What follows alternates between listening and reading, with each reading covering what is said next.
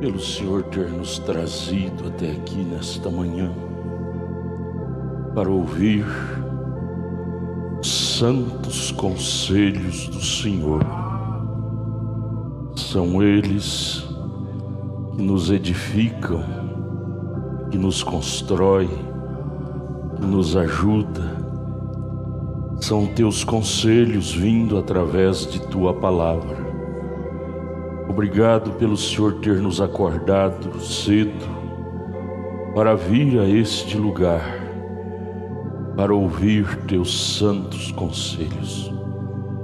Agora eu peço, quem chegou aqui doente, Senhor cura, Pai. O corpo sadio fica mais próprio para ouvir tua palavra. Tira essa dor, essa infecção, essa coisa que está impedindo minha irmã da saúde dela. Seja curado em nome de Jesus. E venha agora com a tua palavra, Pai.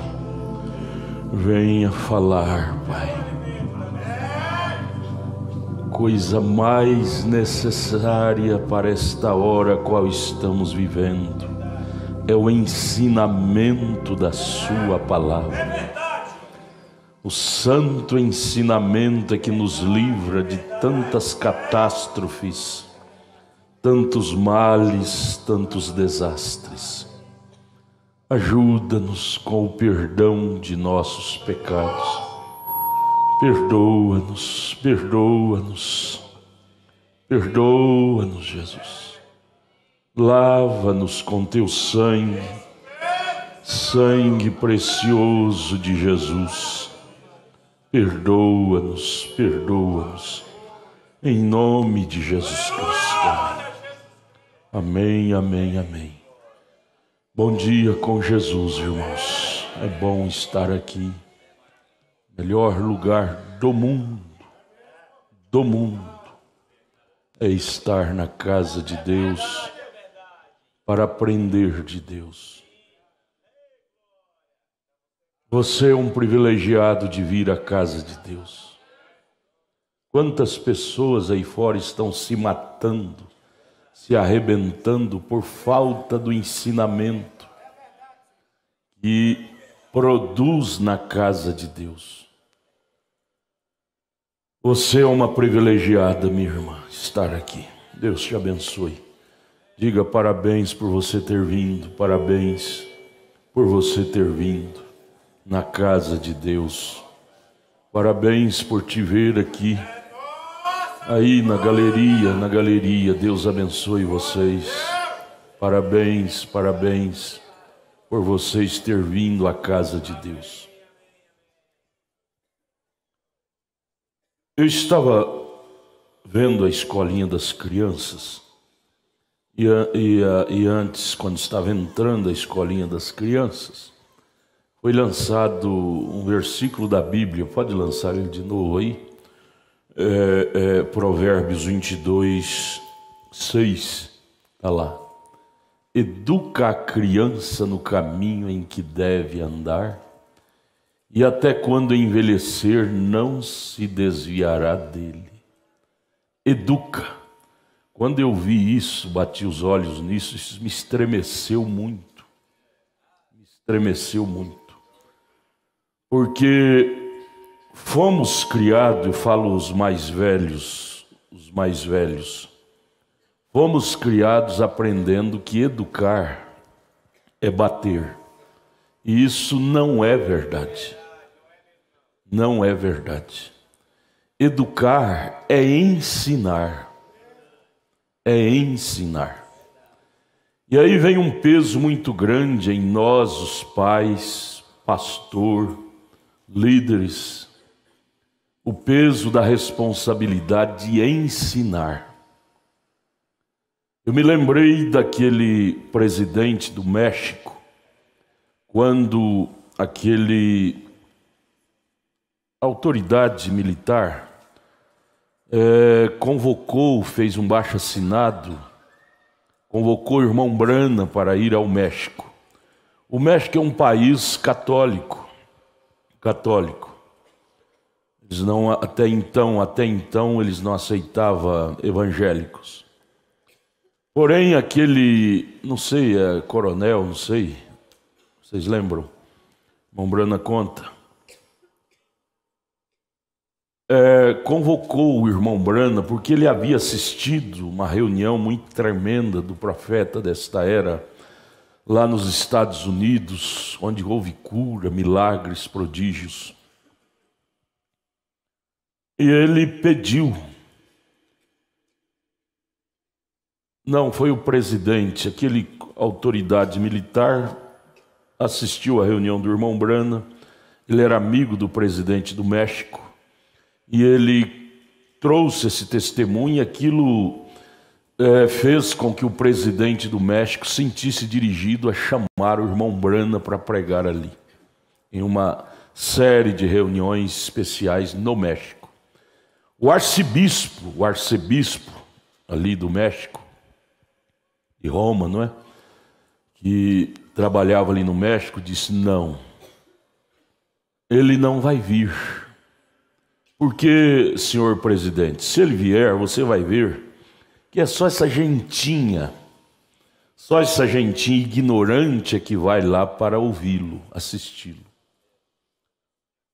O presidente, muito diligente, virou para o arcebispo de Roma, que trabalhava ali no México, disse: senhor arcebispo, me diga há quantos anos vocês, romanos, catequizam o nosso povo aqui do México? O arcebispo disse: há uns 200 anos.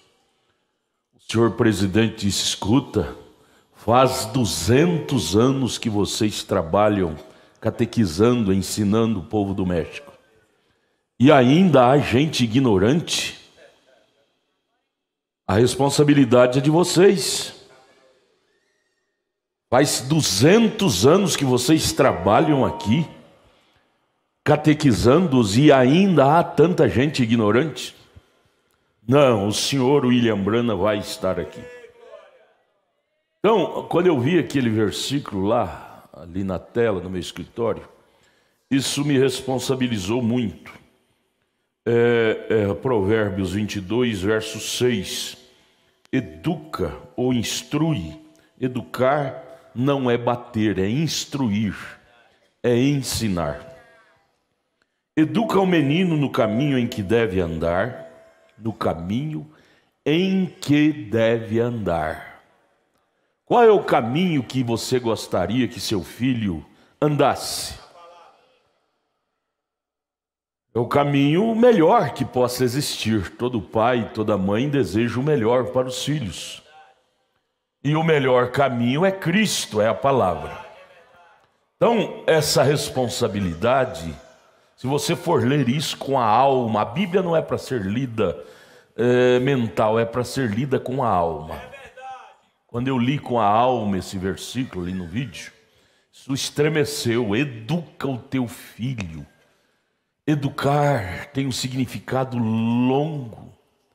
Educar é sentar com ele, com ela, amigavelmente, e ensiná-lo. Porque eles nascem sem saber a vida. Eles nascem leigos, inocentes. Eles precisam de alguém que já conhece da vida, para ensiná-los a viver a vida.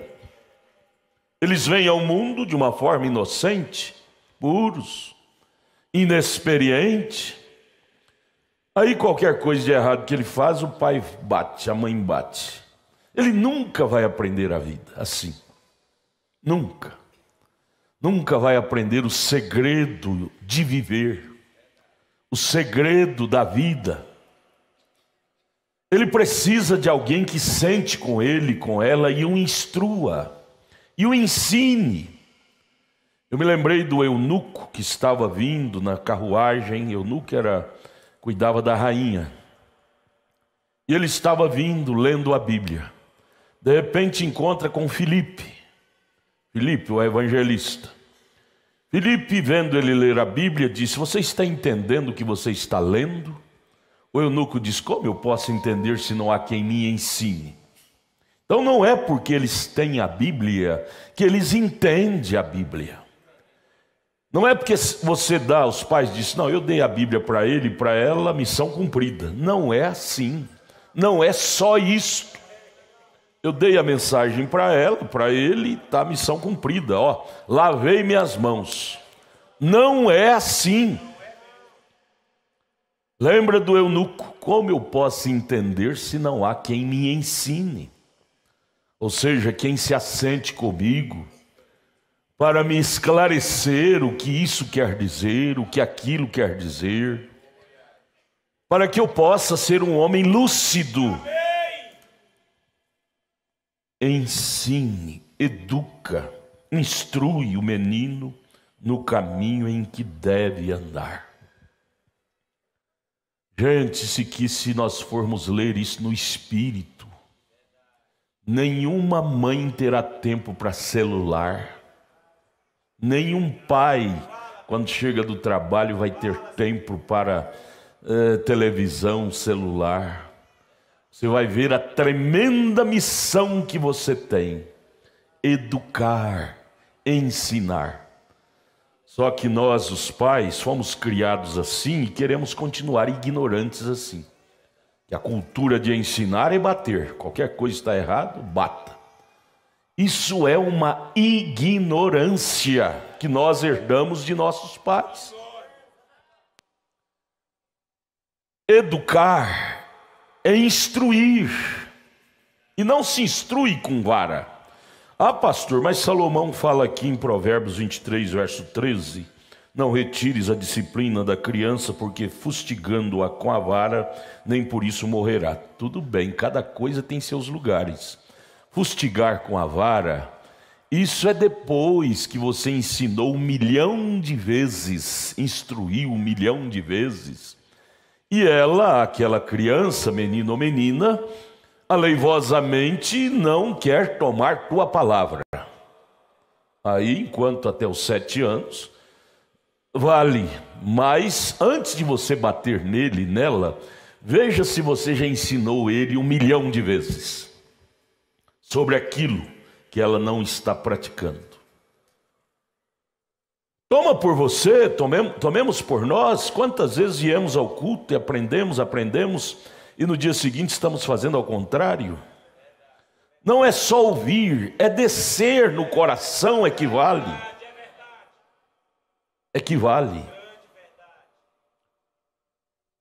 Eduque seu filho, instrua.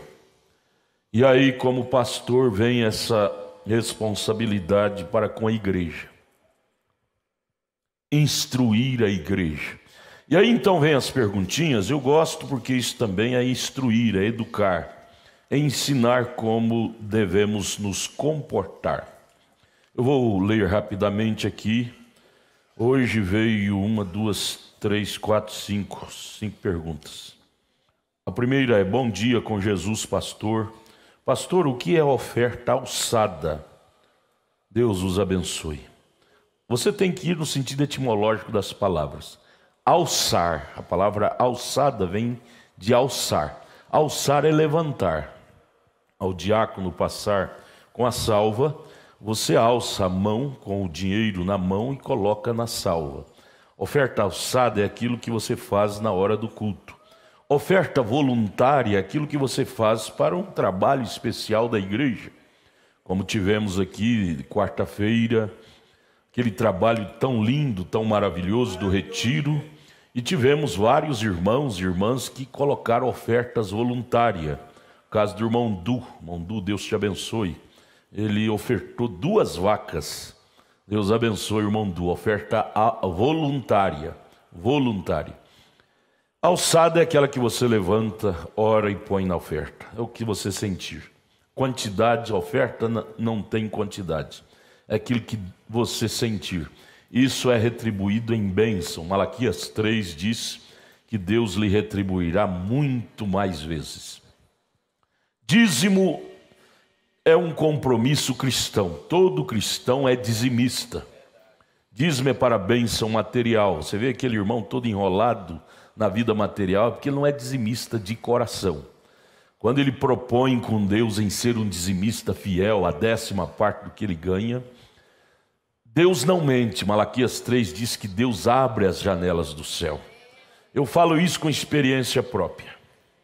Então, alçada é levantar, alçar é levantar, você põe. Agora veio essa pela internet, aqui de Brasília. Pergunta: bom dia, pastor, eu gostaria de saber se quando a pessoa perde o gozo pela vida, se é considerado suicídio na presença de Deus. Tipo, a pessoa tem uma doença e tem recursos para fazer o tratamento, mas porém se deixar agravar pode levar à morte. Seria suicídio a pessoa deixar agravar intencionalmente para que a mesma morra? Essa pessoa é condenada ao inferno igual quem atira em si próprio ou coloca uma corda no pescoço? Pessoa que tem condição de fazer o tratamento e não faz o tratamento porque quer morrer. Eu quero morrer. Olha, isso não é um bom espírito. Se a vida fosse tão ruim assim, Deus não teria prometido para nós vida eterna. A vida é o maior presente que Deus nos deu. E Paulo chega a dizer em 1 Coríntios 3, ai de quem destruir o templo de Deus, que sois vós, que é o nosso corpo. Eu fico com a Bíblia. Não é boa coisa você destruir esse templo, você deixar ele ser destruído. A luta pela sobrevivência é uma índole que Deus nos deu desde que nascemos. Lutar para sobreviver. E ai de quem denigrir esse instinto que foi Deus que nos deu, lutar para sobreviver. Este é um instinto cristão, luta pela sobrevivência. Você está lá, você está comendo piqui, um espinhozinho do piqui fere a sua língua, todo o seu corpo junta ali para tirar aquele corpo estranho fora. Fica inquieto, aquilo fica doloroso e todo o seu corpo junta as forças, os meios, enquanto não tira aquele corpo estranho que está lhe causando aquela dor, todos os membros não se aquietam. Isso é instinto da sobrevivência que Deus deu ao nosso corpo. Pode enfiar um espinho no dedinho do pé, todo o corpo reage. Isto é o instinto da sobrevivência. Ignorar isto é pecado. Não, eu vou deixar destruir. Esse mundo está ruim demais, eu vou deixar morrer. Olha, eu concordo com a irmã que escreveu. Você pode ser condenado por suicídio. Eu não vou entrar profundo nisso, mas isso não é uma boa coisa. Não é uma boa coisa. Outra pergunta: pastor, o profeta disse que a era de Laodiceia era a menor de todas as eras, e só falta 4 anos para ser do tamanho da era de Éfeso, que foi de 117 anos. Então a era de Laodiceia já tem 113 anos. Só falta 4 anos para equiparar a era de Éfeso. Jesus vem antes de completar 4 anos? Olha, irmão e irmã, nós precisamos ter muito cuidado naquilo que a gente ouve. Nem tudo que se ouve é verdade. Eu já procurei, essa pergunta já me veio algum tempo atrás, eu tive o critério, eu já procurei em todas as mensagens do irmão Brana que eu conheço, eu nunca vi ele dizer que a era de Laodiceia é a menor de todas. Nunca. Se você encontrou, por favor, me mostre. Eu já pesquisei em várias. Nunca encontrei ele dizendo nesse termo, a era de Laodiceia é a menor. Ele só disse em várias mensagens que a era de Laodiceia é curta, é pequena, é curta. Mas ele não diz que é a menor, cronologicamente. Não. Até porque Jesus disse que ninguém sabe o dia nem a hora. Se o irmão Brana falasse, eu respeitaria porque ele é um profeta. Só que é uma coisa que você tem que ler e passar por cima, não fazer doutrina em cima disso.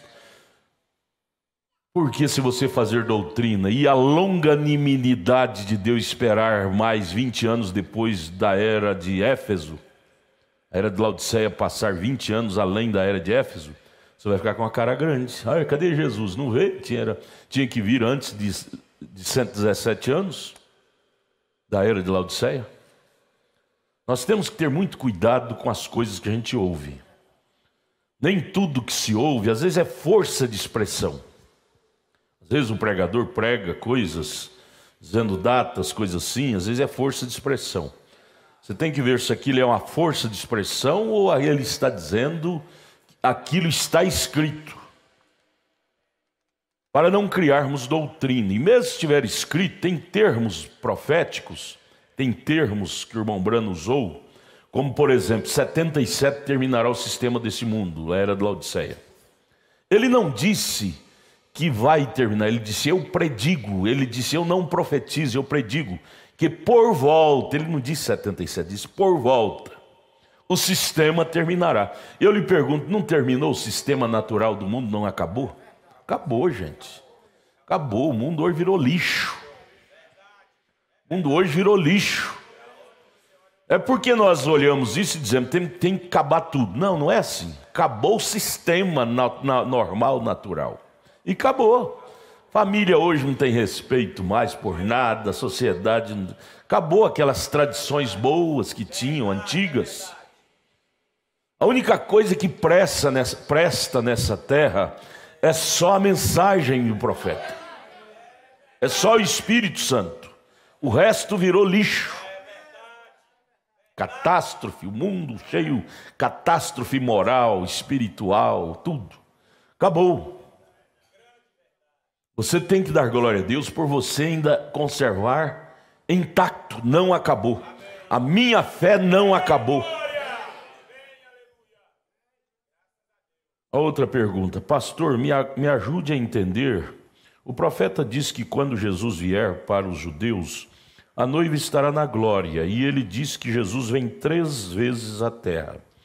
A primeira vez veio para redimir a noiva, a segunda vez vem buscar a noiva, a terceira vez vem com a noiva. E a vinda para os judeus sem a noiva? Então é 4 vezes? Você tem que entender, juntar, você tem que, sempre quando você lê a mensagem ou a Bíblia, você tem que buscar uma junção, uma coerência, a palavra é essa, coerência das coisas, da expressão que está sendo dada, coerência com a Bíblia e com a mensagem. Quando ele disse que Jesus vem 3 vezes, ele estava referindo aos gentios, a noiva, até porque o irmão Branham não é profeta para os judeus, ele é profeta para os gentios, preparar a noiva para o arrebatamento. Mateus 17:11, restaurará a noiva gentílica.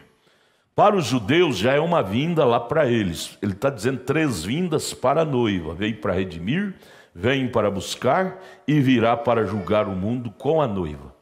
Os judeus não é noiva, os judeus são servos que vai servir a noiva na grande tribulação. É a vinda para os judeus, Apocalipse 11, Moisés e Elias. Amém, amém, amém. Porque nós temos que ter cuidado. As pessoas, eu tenho pensado muito nisto ultimamente, pregadores pregando, fazendo teses, elaborando teses, discutindo teses. Eu fico assim, porque já faz um tempinho que eu estou nisto. A gente tem passado por muito sofrimento em seguir doutrinas. Em 1972 eu aceitei essa mensagem, já veio a primeira doutrina errada, que nós sofremos. Veio o missionário dizendo que nós tínhamos que ser batizados tudo de novo. Só num dia, 1.800 pessoas foi rebatizada lá no Rio João Leite, em Goiânia. Humilde, simples.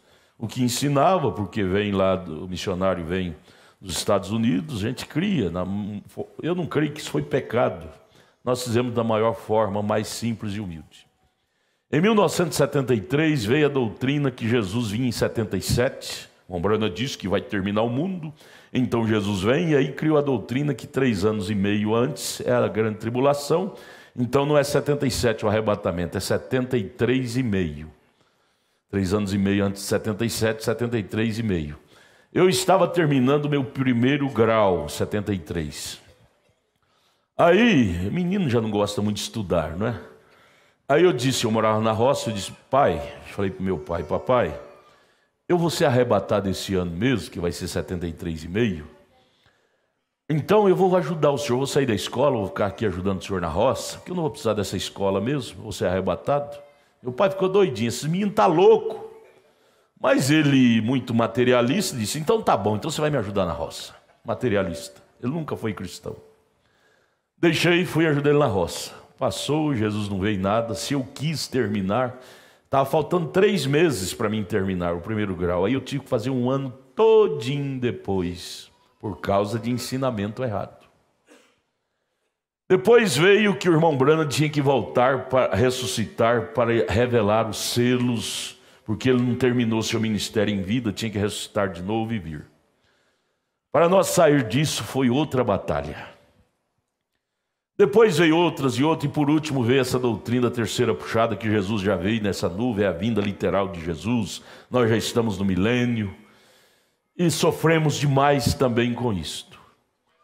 E aí a gente vai nos encontros e vê pastores levantando, sustentando tese, a gente fica triste. Porque a gente não é menino mais, a gente já vem de batalhas, sofrimento, decepção. E isto tudo foi bom para mim, sabe por quê? Porque isso me fez me solidificar mais na verdade. Ou seja, isso amadurece a gente, para a gente não ser o Maria vai com as outras. Ouvir, refletir e conferir com a Bíblia. E, sobretudo, ter coerência. Aquilo que se ouve tem que ter coerência com a Bíblia e com a mensagem. Se não tiver coerência ou ressonância ou respaldo, aliás, a própria teologia, que é lá do mundo, mas eles têm coisas boas. O diabo, para enganar, ele tem que ter 90% de verdade, ele não vem 100% com mentira. Ele tem que ter coisas boas. E a teologia ensina que você nunca pode edificar uma doutrina em cima de um versículo isolado da Bíblia. E nós puxaríamos para a mensagem dizer, você nunca pode edificar uma doutrina em cima de um parágrafo isolado da mensagem. Tem que ter casamento, coerência com outros parágrafos. Aí, o que eu queria chegar onde, bom, nisso?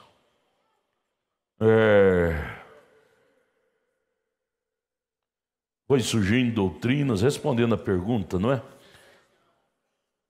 A 117 da era de Éfeso, a menor.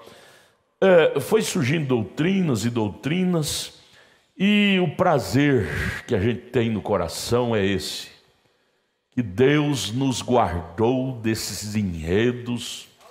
Faz 47 anos que eu estou nisso, e pela misericórdia de Deus, Ele tem nos guardado destes enredos. Então, a minha experiência, isso estamos falando de educar, ensinar, o pastor educar a igreja, ensinar a igreja. A minha experiência eu quero passar para vocês. Nunca ser um Maria vai com as outras, ficar parado antes que você decida. Vamos conversar, assentar, para isso o pastor está aqui. Escola dominical, você pode mandar perguntinhas, se não te ajudou, venha ao escritório depois, para nós conversar junto com a Bíblia, coerência, Bíblia e mensagem. Mensagem não é falsa, o que eu queria dizer é isto. As pessoas, infelizmente, começam de pregadores. O povo em geral é um povo maravilhoso. O maldoso são os pregadores que corrompem, estragam a mente do povo. A igreja é o povo lindo, é o cordeiro. Porém, os pregadores mal intencionados para alcançar promoção pessoal, dizer que ele é um mestre, que ele é um grande ensinador, para subir ao trampolim do ego, e aí começa a se destacar, trazendo versículo, parágrafos isolados da mensagem, para se destacar. Eu sustento essa tese, e essa tese desfaz com as outras teses dos outros. Isso não é um bom espírito. Eu queria dizer isso, as pessoas forçam o irmão Branham a ser falso, quando ele não é falso. Forçam o irmão Branham a falar coisas quando ele não diz aquilo. Como por exemplo essa pergunta. Irmão Brana diz que a era de Laodiceia é mais curta, querendo forçar o irmão Brana a falar uma coisa que ele não falou. Ele não falou mais curta, ele disse que seria curta, não mais curta. Ele diz curta. Curta poderia ser como a era de Éfeso, ou poderia ser como a outra era que foi mais longa do que a de Éfeso, mais curta do que as outras, não é? Forçar o irmão Brana a falar uma coisa quando ele não falou aquilo. Eu quero dizer para vocês, toda semana, quando eu não estou aqui na igreja durante o dia, eu estou em casa estudando, lendo, pesquisando. Para quê? Isso é dever do pastor, estar atualizado com a Bíblia, com a mensagem, não bisbilhotando, não. Não naquele espírito de querer saber mais, sabidão, não. Mas é dever do pastor ter conhecimento de causa para proteger o rebanho de doutrinas, que a pior coisa que existe é doutrina errada.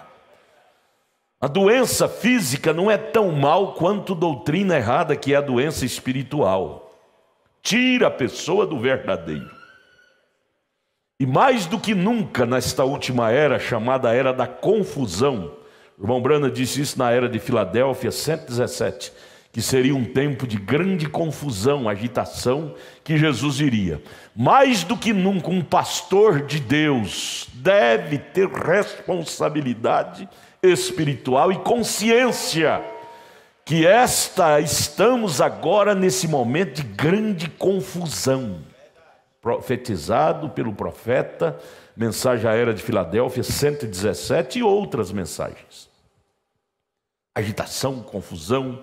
Isso gera insegurança, especulação, cada um especulando aqui para ver se a válvula de escape é saber mais, mistério tal, tudo querendo trazer uma resposta para aliviar as cargas do povo, através de pesquisas doutrinárias, bisbilhotagem, e não é por aí. O que alivia as cargas é sermos cheios de outra carga, que é o Espírito Santo de Deus. Irmão Brana disse: a tempestade que se aproxima. Ele diz: como vencer uma tempestade? É formando outra tempestade maior do que aquela. Eu me lembro, eu morei na roça, meu pai combatia as fogueiras no mato, às vezes vinha aqueles incêndios no mato, no pasto. E como é que meu pai fazia para combater o incêndio? Jogar água não dá conta, não. No mato não tem água para jogar. Aí ele fazia um acero e tacava fogo daqui para lá. Quando aquele fogão vinha de lá para cá, batia com aquele fogo daqui para lá, ele morria ali. Como vencer uma tempestade? É formando uma tempestade maior do que aquela daqui para lá. E a tempestade, para vencer a tempestade de doutrinas erradas, de eu acho, e eu penso, o irmão Brana disse, e a Bíblia disse, é você formar a tempestade da verdadeira palavra. Não da interpretação, mas do verdadeiro conhecimento de causa. E isso tem me levado a pôr a cara no chão, de joelho, estudar, para ter mais conhecimento de causa, porque com conhecimento de causa você tem força para combater tempestades de doutrina, de interpretação, de teses. Se você não tem conhecimento de causa, você se torna a Maria, vai com as outras, um vem e fala, você já recebe aquilo. Você se torna um consumista. O mundo hoje se tornou o mundo dos consumistas. Jogam a matéria na internet, no WhatsApp, no Facebook, e o povo vão estar lá vendo aquilo, consumindo aquilo, comendo igual porco, como lavagem. O mundo está como um chiqueiro de porcos, comendo lavagem que se joga na internet, no Facebook. Mas está errado? Não, o Facebook tem coisa boa, tem a palavra do dia, tem a mensagem, mas tem muitas lavagens ali. Até usando o nome de William Brana, lavagem, que não passa de interpretação, de suposição, quando William Brana não tem nada a ver com aquela doutrina. Consumistas, nós não podemos ser cobaias do diabo, ser consumistas, estar consumindo matérias que o irmão Brana não diz que não tem cunho, não tem coerência com a Bíblia. Agora vamos aqui, um irmão, não sei se é irmão ou irmã, mandou aqui uma observação, não é nem uma pergunta, é uma observação que nós devemos lembrar. Um prédio, edifício, por exemplo, igual este, se não tiver uma base de concreto bem firme, com o tempo a terra fofa e esse edifício vai rachar, vai ruir e vai cair por terra. Tem que ter uma base sólida para sustentar a estrutura, o peso do prédio. Assim é na vida conjugal, vida material, vida espiritual e na igreja. A base para uma igreja ser uma igreja sólida chama-se ordem. O irmão Brana pregou essa tremenda mensagem, a ordem da igreja. Uma igreja que não tem ordem, ela não é um edifício sólido, ela vai cair mais cedo ou mais tarde. Então o irmão, a irmã mandou aqui uma observação maravilhosa. Ele citou a mensagem à ordem da igreja, parágrafo 151, parágrafo 156, citou a mensagem de Deus revelada em simplicidade, parágrafo 42, e resumindo, sobre a ordem, não conversar no santuário, não trocar notinhas um para o outro no santuário, não ficar olhando celulares no santuário, porque aqui é um lugar sagrado. Entramos aqui estritamente para adorar a Deus. No tempo do irmão Brana, ele pedia à organista tocar, se ela não tivesse, rodasse a fita, o órgão suave, os irmãos lendo a Bíblia, orando. Nosso tempo hoje, a fartura de alimento é muito grande, que a gente fica dizendo, meu Deus, eu não posso perder tempo. Aí a gente roda a fita do irmão Brana pregando, e um programa de rádio antes do culto começar, que tudo é adoração, tudo é adoração. Porque muita gente não sabe ler. Então, quando eu rodo a fita, o que não sabe ler, ouve, não é? E aprende. Mas desde que tenhamos ordem, não conversar aqui dentro, não conversar. Até os diáconos, você que vai dar alguma nota lá para os diáconos escreverem ali no balcão, fale baixo e somente o necessário. Vocês que vão cantar aqui, fale somente o necessário e baixo. Vocês que estão nas filmadoras, comunicando ali com a mesa no estúdio, fale baixo e somente o necessário. Lembre-se, o irmão Brana disse, Deus e simplicidade e outras mensagens. Quando você conversa durante o culto aqui dentro, você anula aquele culto. Por que anula? O Espírito Santo se entristece pelo seu mau comportamento. O irmão, a irmã terminou dizendo, agora por que está havendo tanta conversa antes, durante e depois dos cultos, dentro do santuário? Temos esquecido essas coisas tão importantes para a manutenção do Espírito Santo em nossa igreja. O irmão está velando pela manutenção do Espírito Santo na igreja. E eu acho que esse é um critério que cada crente deve ter. Às vezes aquela velhinha, todo velho vira criança, viu? Todo velho vira criança, esquece da ordem da igreja. Vem falar bom dia, irmão, bom dia, e vai conversar dentro do santuário. O irmão Brana fala na ordem da igreja, parágrafo 151, 156, o diácono está aqui para guardar a ordem. Quando ver alguém conversando no santuário, o diácono pega o microfone e fala, isso é a ordem do profeta. Neste lugar nós não conversamos. Mas às vezes as velhinhos, aquele afeto, e abraça, e beija, e quer conversar. Aqui dentro não é para isto. O irmão Brana disse, vá na casa dele, você quer ter um companheirismo mais alongado, ou aí fora, depois do culto. Aqui dentro é um lugar sagrado. Se nós perdermos esta consciência do que é este lugar, que é o tabernáculo que Moisés erigiu lá no Velho Testamento, Santo dos Santos, lugar santo do santo é aqui. É onde o santo, que é Deus, fala conosco. Lugar santo do santo, lá no tabernáculo do Velho Testamento, qualquer comportamento anormal que o sumo sacerdote comportasse, ele seria morto, fulminado ali dentro. Tanto é que ele tinha que entrar ali amarrado com uma corda longa, porque se ele morresse lá, ninguém podia entrar lá. Quem estava do lado de fora arrastava ele para fora. Era tão sagrado que qualquer pecado, que naquele tempo só o sumo sacerdote podia entrar. Depois que Jesus morreu, o véu foi rasgado, quem não entrar é que morre. Todos nós devemos entrar no lugar santíssimo, que é Cristo. Mas é um lugar de reverência. Então estamos falando de Provérbios 22, 6.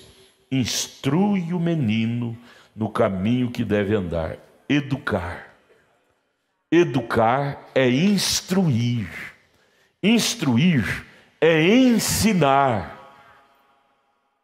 Ensinar. Por favor, evite de sair, que é um momento muito importante este, viu? É um momento muito importante. Evite estar saindo para o banheiro. Você deve ir ao banheiro antes de começar o culto. Isto é instruir, isto é ensinar. É dever do pastor ensinar essas coisas. Ensinar o filho desde pequeno. Há tantos itens para o pai e a mãe se ocupar com o filho, com a filha. Existem moças que não sabem nem cuidar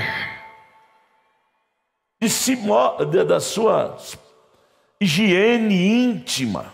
Quando chegam os dias críticos para ela, entra na fase da puberdade, ela chora, grita que não sabe o que é isso, estou doente, estou morrendo, sangrando. Não sabe, a mãe não preparou ela para aquilo. Não preparou a filha para a idade crítica, puberdade. Não preparou o filho. E aí o filho se torna um estrupador, não faz mal, não tem problema. Essa tese de não faz mal, não tem problema, veio de filhos falta de ensinamento. Porque um filho que tem cultura, tudo é questão de cultura, boa ou ruim. Quando tem cultura da Bíblia, ele não usa essa tese, não faz mal, não tem problema não. Tem coisa que faz mal sim. Tem coisa que tem problema sim. Essa tese de não faz mal, não tem problema, veio de pessoas sem cultura, sem ensinamento, sem instrução. Olha, existem milhares de itens que os pais deveriam se dobrar, se curvar com os filhos nas horas de folga. O irmão Brana disse, se eu fosse uma mãe, nas horas de folga eu estaria ensinando a Bíblia para os meus filhos. Aí lembramos de Susana Wesley, mãe de John Wesley, Carlos Wesley. Ela tinha 18 filhos.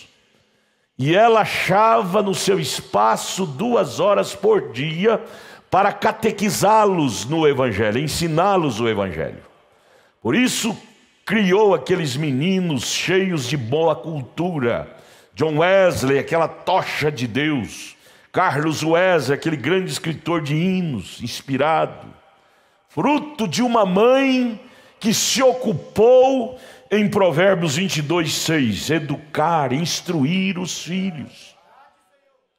Mas hoje vivemos no mundo dos dementes, dos delinquentes, dos doentes.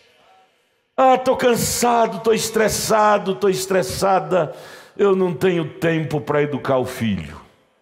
Cadê a frase, irmão? Moisés me disse uma frase que ele viu escrito na penitenciária, na cadeia. No batalhão da polícia militar ali do Águas Claras. Ele viu escrito que é preciso educar a criança para não punir o homem. Se não educar a criança, a polícia vai ter que puni-lo quando ele se tornar homem. Os pais que não educam, educar não é bater, educar é ensinar, é instruir. Uma criança mal instruída, ela vai dar com a cara na parede no amanhã e a polícia vai ter que batê-la. Aí você vai tornar a vida, tadinho do meu filhinho, da minha filhinha, está na cadeia.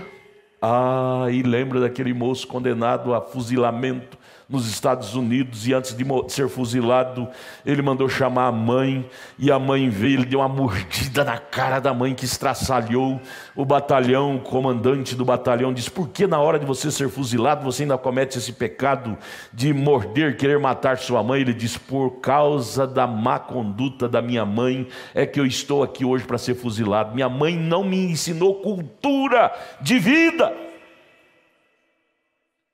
A minha mãe pensou que ser mãe é só ser uma... Como é que fala? Genitora é homem. Incubadora. Mãe não é só incubar o menino. Quem faz isso é rato. Pare, me perdoa a expressão, acho que é parir, não é? Correto. Pare 10 ratos de uma vez e cada um se vira.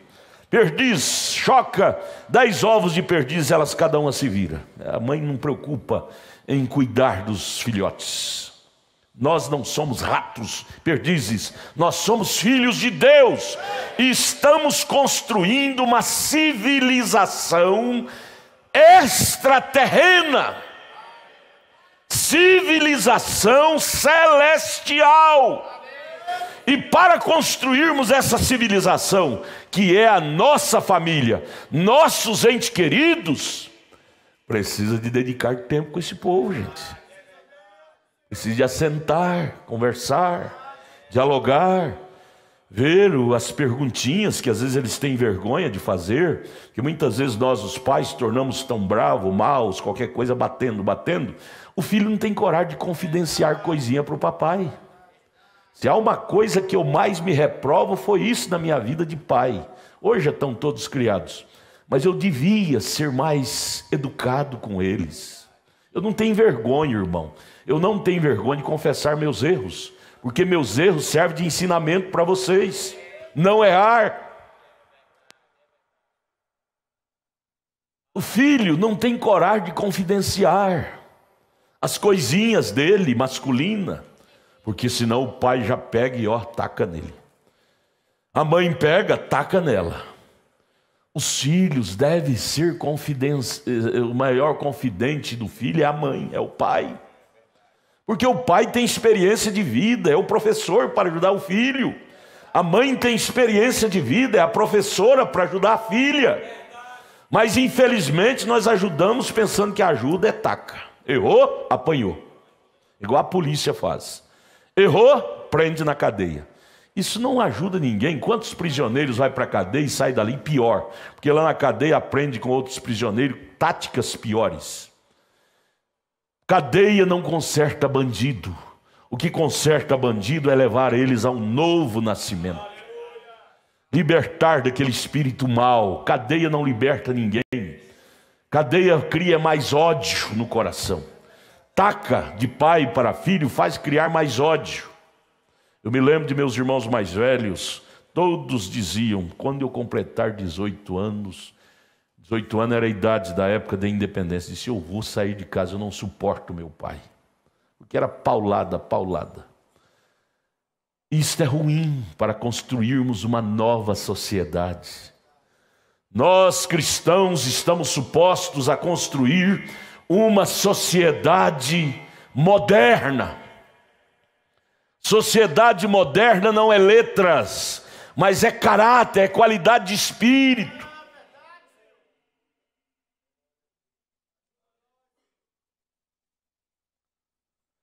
Entre milhares de itens para o pai e a mãe assentar com os filhos e as filhas, ao invés de estar consumindo coisa de Facebook, Instagram, celular, que não vai te construir em nada, vai destruir sua personalidade.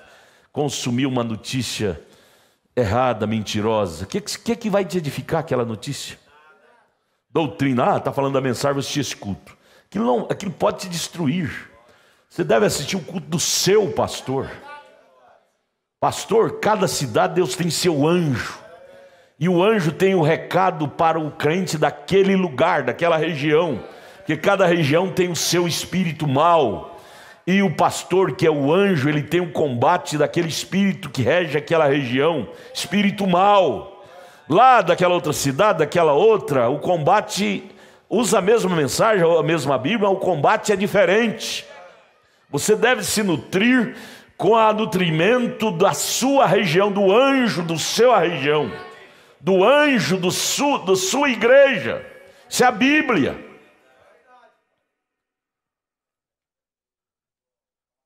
Alguns itens, eu anotei aqui, alguns itens importantíssimos para um pai e uma mãe se ocupar com os filhos. ensiná-lo. A psicologia ensina que até os 7 anos o que o pai ensina o filho, ele nunca esquece. Concordando com esse versículo de Provérbios 22, 6. Instrui, educa o menino no caminho em que deve andar, e até quando envelhecer não se desviará dele, ou não esquecerá dele. Isso, a psicologia estudou profundo isso, confirmando com o dia a dia das crianças, e confirma que isto é a verdade. Até os 7 anos, ele está na fase de aprender, captar. E qualquer comportamento anormal do pai passa para o filho, da mãe passa para a filha, principalmente nessa fase. Por isso que um moço que pensa em casar, uma moça que pensa em casar, o irmão Brana disse, a primeira coisa que você tem que se preocupar é ter o Espírito Santo, para produzir bom comportamento, para o seu filho copiar de você. Existe aquele provérbio popular, tal mãe, tal filha, tal pai, tal filho. Então eu anotei aqui alguns itens, entre milhares. Sentar com o filho. Cadê o menino? Vem cá, vamos fazer um cultinho doméstico aqui. Deixa eu sentar aqui, eu estou aqui sentado na sala. Vem cá, meninada, senta tudo aqui. Meninos aqui, meninas aqui. É escola dominical. Senta aí no chão, senta que senão vocês vão cansar. As meninas, vem cá. Minhas meninas, minhas anjinhas, vem cá. Minhas anjinhas, vem cá. Meninas, senta aqui no chão. Senta aqui no chão. Cadê meninas? Vem cá, minhas anjinhas. Vocês têm que ficar na minha frente aqui, é melhor, na minha frente. Culto doméstico, na minha frente. Senta aqui na minha frente olhando para mim. O pai deve se assentar, descer. Se assentar quer dizer descer ao nível deles. Se assentar com eles é descer ao nível deles, para poder conversar com eles. Voltando, educar não é bater, educar é instruir, é ensinar. Então aqui estamos com as meninas sentadas aqui, as meninas, minhas anjinhas, meus anjinhos. Que lindo, que lindo. Que ali é a cara do vô dele, ó. Senta aqui, meu filho, senta aí no chão, senta. Senta aí no chão. Aí, no cultinho, olha para mim, tá? Ninguém pode conversar, agora é hora de cultinho, tá, meus filhos? Meus filhos, é cultinho da família. Aqui está o pai com 130 filhos, graças a Deus. Mas vamos lá. Começar entre tantos itens que um pai, uma mãe... Ah, lá em casa não tem culto doméstico, meu marido não tem tempo. Mas a mulher tem. A mulher não tem, mas às vezes o marido tem. É uma dívida, ou é uma dívida que nós, os pais, temos com nossos filhos em ensiná-lo. E aí, se nós não ensinarmos, a polícia vai bater quando for homens. O pai vai bater neles. Você está mais errado do que eles. O que é que você deu para ele para poder exigir? Você não deu ensinamento para ele, para ela, e agora quer exigir nessa ignorância, batendo? Na hora de ensinar você não deu tempo, ficou do celular, na televisão. E agora quer batê-lo? Você não pode, você não tem direito de bater nesse menino, nessa menina. Você não deu para ele, você não pode exigir o que você não deu. Ah, eu falei. Quantas vezes falou? 1000? Pouco. 1 milhão? Pouco. 1 trilhão? A mesma coisa? Paulo disse, não me canso de vos dizer as mesmas coisas, porque é segurança para vós. Entre muitos itens, presta atenção aqui agora, meus filhos, a escolinha, tá? Minha menina, moça, olha para cá, tá? Não brinca aí não, que isso não atrapalha a outra, tá? Você vê sua irmãzinha sorrindo, fica séria que ela logo para de sorrir, viu? É cultinha, é santuário. Sua casa é um santuário, a igreja é um santuário. Entre muitos itens, ensinar os filhos assim, meus filhos, seu direito termina onde começa o do outro. Quando uma criança cria com essa cultura, ela não invadirá a área alheia, pegará o que não é dela, roubará o brinquedinho que não é dela.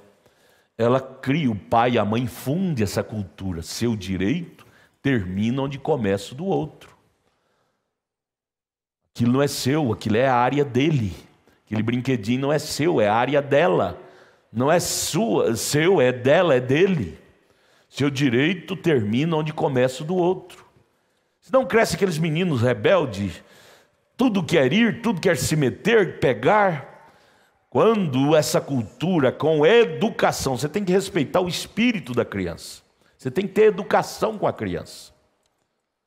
Nós não somos dignos de ser chamados de pai se nós não tivermos educação com os nossos filhos. Eles merecem respeito tanto quanto nós grandes merecemos. Porque, segundo a estrutura deles, eles mais dependem de aprender do que de dar. Eles não têm como dar, eles não sabem. Então, um dos itens é esse: seu direito termina onde começa o do outro. Que é isso? É não avançar em áreas alheias. Aquele brinquedinho é da Fernandinha. Então, seu direito começa quando termina o seu. Lá é direito dela, é uma área dela. Não mexa no brinquedinho dela. Dia que mamãe tiver condição, comprarão para você. Dia que papai tiver condição, comprarão um brinquedinho daquilo para você. Mas espere papai ter condição. Não mexa, que você vai comprar briga com ela. Não traga para casa, aquilo é dela. É pecado roubar. É pecado roubar. Pegar o alheio. São ensinamentos, são tempo caríssimo, importantíssimos, de pai com filhos. Outro item: sua área começa onde termina a área do outro. Sua área começa onde termina a área do outro. Interferir na vida alheia. Lá é a área dele. Você tem que cuidar de si mesmo. A Bíblia disse: cuida-te de ti mesmo, Paulo escrevendo a Timóteo. Paulo, como um bom pai, instruiu Timóteo a ser um homem com boa estrutura, com boa cultura. Cuida-te de ti mesmo, ou seja, sua área começa onde termina a área do outro. Que você tem que estar interferindo na vida dele, dela, querendo carregar nas costas? Você está dando porventura conta de cuidar dos seus deveres? Nós não damos conta. Eu falo por mim, e se você for honesto, vai falar por você. Nós não damos conta de cuidar nem dos nossos deveres de casa, e queremos entremeter em deveres do outro. É onde arrumamos tantas encrencas, brigas, pelejas, por entrar em áreas alheias a nós. Então, são ensinamento de pai para criança. Lembrando disto, estamos criando uma cultura celestial nesse povinho celestial. Como é que vamos esperar nossos filhos produzir cultura, educação, sem que nós implantemos isto neles? É uma dívida. Quando eu vi escrito isso lá na tela, isso me estremeceu muito nesta manhã. Educa teu filho no caminho em que deve andar. Meu Jesus, isto é muito forte. Educar não é bater. Educar é instruir, é ensinar, é fundir uma cultura. Outro item: nunca alimentar ódio no coração dos filhos. Se o outro menino bateu, disse: minha filha, é porque ele estava nervoso. Talvez você invadiu a área dele, pegou o brinquedinho dele. Se alguém fizer isso com você, você também vai alterar. Perdoa ele. Nunca alimentar ódio, querido. Aquele menino não presta mesmo. É filho do Antônio. Antônio não sabe criar filho. Vamos bater nele, meu filho. Vamos bater nela, minha filha. Alimentar ódio, revolta. Nunca alimentar ódio por ninguém, seja o que ele te fez, seja o que aquele amiguinho te fez, seja o que aquele amiguinho te fez. Nunca alimente ódio. Eu não esqueço de um menino, ele não está mais conosco hoje, um garoto, um dia chegou aqui, todo arrebentado. O outro garoto bateu nele, mas bateu muito. E aí o pai chegou nervoso, a mãe nervosa. Eu disse: papai, o pastor tem que jogar o balde de água fria. Disse: papai, você ouviu o lado dele, ouça o lado do outro. Talvez esse menino se o provocou. para que o outro batesse tanto nele assim. Aquilo já jogou um balde de água fria naquele pai, que ele já respirou diferente. E o certo é que Deus entrou em cena, e os pais do outro menino depois vieram, e depois eles se deram as mãos, e continuaram amigos, não odiaram a família do A ou do B. Porque houve uma intervenção divina do pastor. A mãe e o pai devem ser o pastor dos filhos. Não alimentar ódio no coração dos filhos. Sabe por quê? Porque essa é uma nova sociedade que estamos levantando. Amanhã nós vamos morrer e eles é que vão continuar na estrada da vida. E aí, ao nós alimentar ódio no coração deles, a nova sociedade da manhã vai ser uma sociedade brutal, matando, brigando, porque os pais ensinaram revidar. Os pais alimentaram ódio no coração dos filhos. Você sabia que tudo é questão de cultura? Tudo na vida é questão de princípio. Eles dizem que aquele menino não tem princípio, que aquele menino não tem cultura. Mas quem é o responsável para implantar bom princípio, boa cultura? São os pais, é a igreja, é o pastor. E tem coisa que nem o pastor dá conta, é os pais no dia a dia que vai trabalhar aquilo. O pastor joga de uma forma geral, agora individual é os pais que vai trabalhar aquilo que o pastor jogou com os filhos, com a família. Gente, se nós for examinar isso, nós não vai sobrar tempo para estar nessa praga de celular, gente. Nosso tempo vai ser de nos catequizar, nos educar. Estamos criando uma nova sociedade, sociedade celestial. Que tipo de cultura estamos implantando neles? Irmão, tudo isso me veio agora ali no escritório, quando eu vi aquela frase. Provérbio 28:6. Eduque seu filho no caminho que deve andar. Aquilo foi uma explosão na minha alma, a razão pela qual estou tirando esse tempo para conversar com vocês. É uma grande responsabilidade. Veja esse item: nunca alimente ódio em seu filho por ninguém, seja o que ele te fez. Sabe por quê, meus filhos? Minhas filhas, meus filhos? Deus provoca, é uma frase muito profunda que vocês têm que aprender logo cedo. Deus provoca a oportunidade para nós mostrarmos se vamos perdoar, amar ou se vamos odiar aquela pessoa. Deus provoca o diabo para nos cutucar através de alguém, para nós mostrar o que está dentro de nós. É cobrinha ou é cordeiro? Aí você fica rotulando: aquela irmã é um demônio, me pisou no meu calo. Não é, irmã. Deus permitiu aquele irmão pisar no seu calo, para você mostrar para você mesmo o que é que você tem dentro de você. Você acha que você entenderia quem é você se não tivesse uma oposição para bater contra você? É na oposição que nós descobrimos quem somos nós. Irmão, se nós captarmos isso, nós vamos parar com muitas briguinhas, politicazinhas, irmão contra irmão, família contra família. Você tem que entender que foi Deus que permitiu aquele irmão estar cobiçando sua mulher para provocar ira em você ou para provocar perdão. Para dizer, ele não sabe o que está fazendo, querendo destruir uma família. Pai, salva aquele irmão. Não é bater naquele irmão, não é brigar, mas é dizer: pai, perdoa, ajuda ele. Quantas vezes você pôs a cara no chão com lágrimas para orar por ele ou por ela? Mas bater você quer, brigar você quer. Isto não é comportamento de cordeiro, isso é comportamento de lobo. É verdade.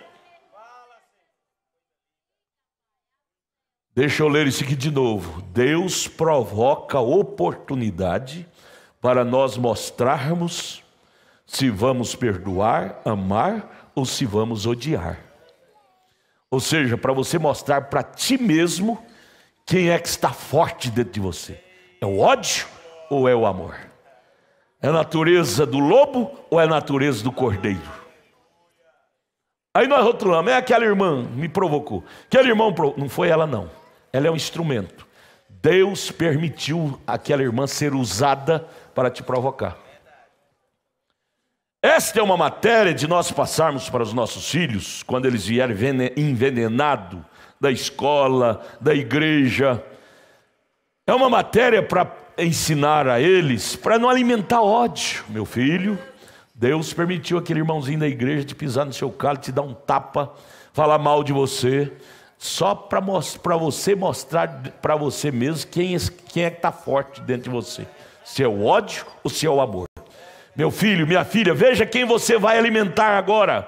Agora é a oportunidade de você mostrar quem está dentro de você. É neste momento de bifurcação. É você quem vai pôr a carinha para fora. É a serpente ou é o cordeiro? Irmão, está na hora de nós descobrirmos quem está dentro de nós, irmãos. Está na hora de nós descobrirmos quem está nos governando. Até quando vamos desenvolver política? Irmã contra irmão, família contra família, e rotulando, ele chama nome terrível, desgraça daquela mulher, daquela irmã, daquele irmão.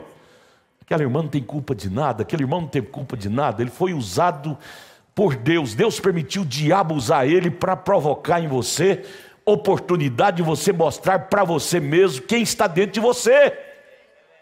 Se nós puxar isto para a nossa consciência, nós vamos ficar envergonhados de nossas condutas baixas. Nós vamos ficar envergonhados de nossas condutas baixas. Deus, eu pensava que eu já estava quase perfeito, eu ainda estou tão atrasado assim, desenvolvendo tal conduta baixa, politicando contra aquela pessoa faz isso que ela não tem coisa melhor para fazer. Eu me lembro do reverendo pastor Joaquim Conta, na cidade de Morrinhos, reverendo Tipo. Antigamente os missionários vinham de fora, da Holanda, da Europa, para fazer culto aqui no Brasil, catequizar, evangelizar os brasileiros. Pastor Joaquim era menino, sua mãe levava ele na igreja. Conta, o reverendo Tipo pastoreava essa região aqui do Centro-Oeste. Não tinha pastores, era muito raro. E aí ele tinha uma igreja em Morrinhos, cidade de Morrinhos. Chegou lá, os cultos eram quando ele vinha. Passava meses, andava a cavalo, não tinha carro. Chegou lá, a igreja estava barreada de cocô de vaca. E aí o crítico chegou, reverendo Tipo, viu o que aconteceu com sua igreja? Jogaram cocô de vaca nela.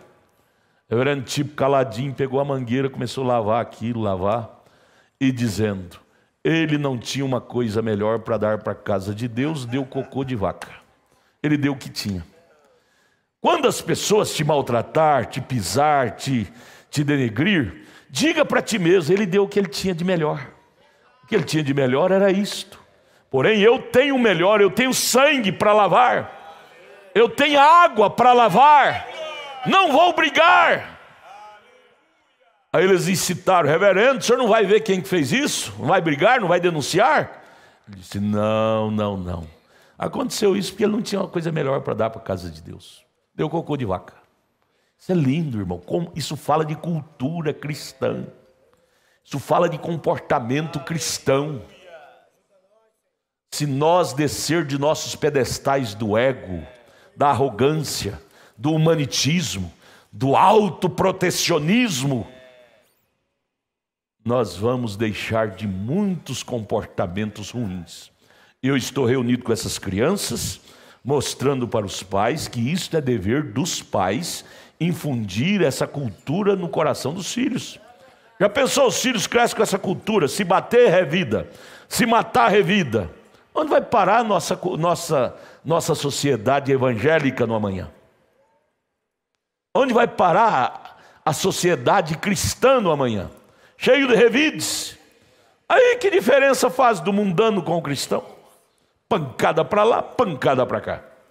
Xingamento para lá, xingamento para cá. Eu creio na eleição, na salvação do meu menino Caçulo Júnior. A gente crê nas coisas por pegar comportamento. Comportamento fala mais alto do que palavras. Ele está lá no mundo. mas ele respeita a palavra. Ele um dia pegou uma briga com meu filho e com a minha nora. Briga feia. Chegou a cortar o relacionamento. Por falhas do meu filho, ele viu falha do meu filho e na minha nora. E a coisa ficou ardida. E eu, vendo aquilo, eu disse, isso não está correto. Esperei a hora certa, calmo, sentei com ele e disse, Júnior, eu estou falando, o irmão Brana contava coisas íntimas da sua família, e graças a Deus, porque aquilo nos ajuda até hoje. O irmão Brana disse, oxalá que meus erros sirvam de ajuda para vocês. E o pastor não pode esconder, ele é uma carta aberta. Se quer tropeçar, que tropece. Mas eu creio que isso produz muito mais vida do que escândalo. Eu sentei com ele e disse, Júnior, você está acusando seu irmão, sua cunhada, desse erro dele e dela. Você nunca fez isto? Você tem autoridade moral para acusá-los e até cortar a amizade, dizer que não senta com eles, não conversa mais porque eles erraram nisso, naquilo? Vire para você, pergunte para você se você tem autoridade moral. Você não tem culpa no cartório que você também fez algo assim ou igual assim na vida. E aquilo desceu, porque tem que ter um ambiente próprio. Desceu na alma dele, começou a chorar. Eu disse, agora vá a eles, peça perdão dessas críticas que você fez, dessa calúnia. Peça perdão para ele e para ela. E nunca mais aceite esse comportamento em sua vida. Ele estampou no choro.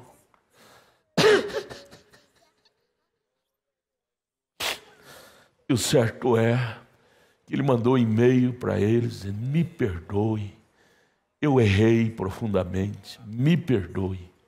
E o certo é que eles se entenderam e hoje são verdadeiros amigos.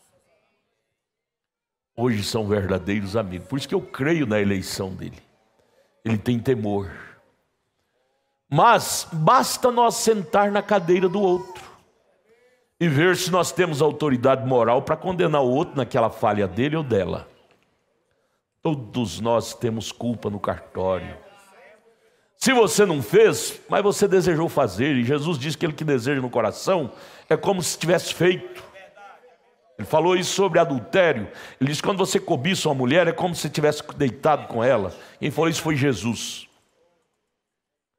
Diante disso, nenhum de nós temos direito, autoridade, para denigrir ninguém. Ninguém. Ninguém. E essa cultura devemos infundir em nossos filhos, gente. Essa maneira de ver as coisas. Essa maneira de ver a vida. Porque senão no amanhã nós vamos ter filhos nas cadeias, nas penitenciárias, avaliado por nós mesmos. Avaliamos neles uma cultura de ser bravos, nervosos, impacientes. Tudo que eles veem em nós, eles vão produzir no amanhã. Anote-se na alma, no coração, na sua alma. Deus provoca oportunidade para nós mostrar para nós mesmos quem está dentro de nós. Oportunidade, alguém lhe bater, alguém falar mal de você, alguém falar mal da sua moral. Aquele ditado, quem não deve não teme. Se você não deve, para que você tem que estar temendo? Se você não deve, se você não é aquilo, por que você tem que estar brigando? É hora de sermos grandão, gente. Chega de sermos como só arrastadores de mala. Eu sou crente, a mensagem do irmão Brana é verdadeira, eu sou crente, mas que tanto da mensagem do irmão Brana está dentro de você? Essa é a grande pergunta. Porque é nossa conduta que reflete quanto da mensagem está em nós. Eu estou cansado disso, irmão. Faz 47 anos, eu acabei de dar o testemunho, logo que eu entrei na mensagem, tantas coisas erradas. Eu estou cansado de ver quadros, espetáculos, pastores, pregadores sobem do púlpito, evangelista, e arrastam a mala que você pensa que ele é um Deus. Quando vem o primeiro problema, ele se mostra um diabo. Quando Deus provoca a primeira oportunidade para Ele mostrar o que está dentro dele, mostra a natureza satânica. Que adianta belos sermões com má conduta? Essa cultura é responsabilidade nossa, como pai e mãe, fundir em nossos filhos. Vamos perguntar para nós, que sociedade eu estou contribuindo para meus filhos estar no amanhã? Que tipo de cultura eu estou fundindo nelas? Vamos perguntar para nós mesmos, pai e mãe, que tipo de cultura eu estou fundindo na minha filha? Cultura do ódio? Falou mal de você, minha filha? Pau nela. Falou mal de você, meu filho? Pau nele. Isso é natureza de cordeiro? Leia Isaías 53. Como ovelha muda, ele tinha direito de revidar, de matar. Ele podia chamar uma legião de anjos ali naquela hora, e aqueles anjos matavam todos aqueles algozes que queriam crucificá-lo. Mas ele foi como ovelha muda, sem reclamar direito, razão. Disse: Deus sabe melhor. Irmão, não é mais tempo de nós estar nesses níveis baixos, comportamento baixo. Eu tenho que sair da igreja porque eu não aguento ver aquela cara daquela irmã. Eu tenho que sair da igreja, eu vou congregar em outra igreja porque eu não aguento ver a cara daquele irmão. Irmão, o mesmo diabo que usou aquela irmã para pisar no seu calcanhar, vai usar outro irmão lá na outra igreja para pisar no seu calcanhar. E por permissão legítima de Deus, para Deus mostrar para você quem está dentro de você. Não é mudar de igreja que resolve, é mudar de espírito. É mudar de espírito que resolve o nosso problema. É buscar o novo nascimento em Cristo. Buscando o novo nascimento, você vai abraçar aquela pessoa, pior inimiga sua. Você vai dizer: meu irmão. Vai dizer com a alma. Você já viu pessoas embriagadas, bêbadas? Meu pai bebia demais, eu convivi com isso. Quando ele estava bêbado, ele esquecia de pessoas que eram inimigas dele. Ele chegava e abraçava. Ô, José, bom, tá legal demais. Esquecia. E a Bíblia diz para nós embriagarmos com o Espírito Santo. Que quando você embriaga com Deus, você esquece de odiar. Tudo fica amigo seu, tudo fica amiga sua.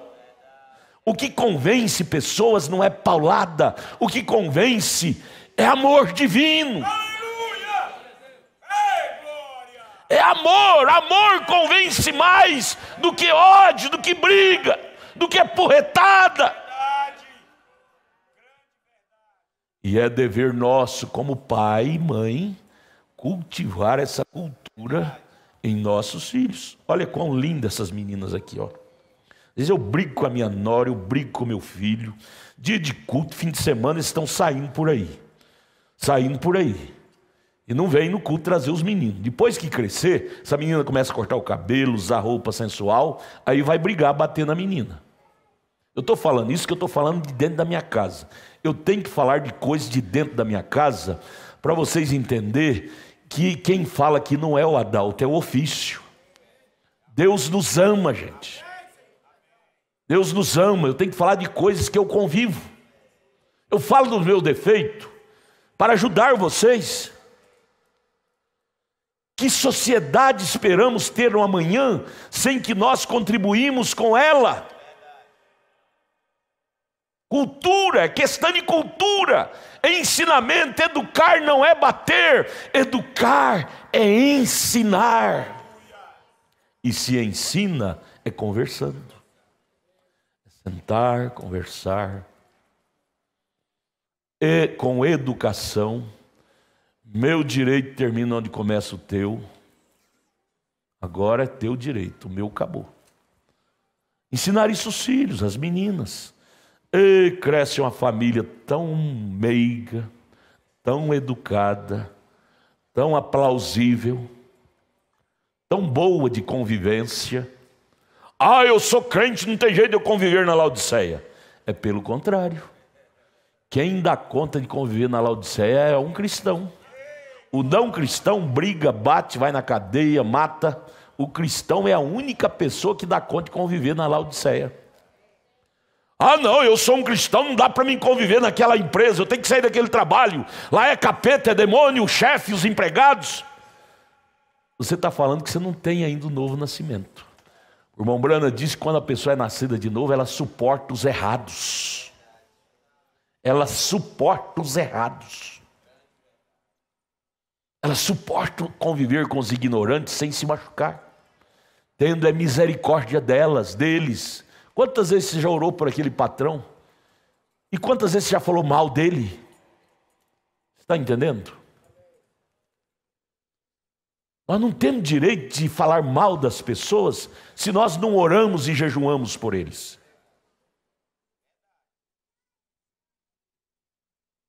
Eu gostaria que vocês levassem esse tópico.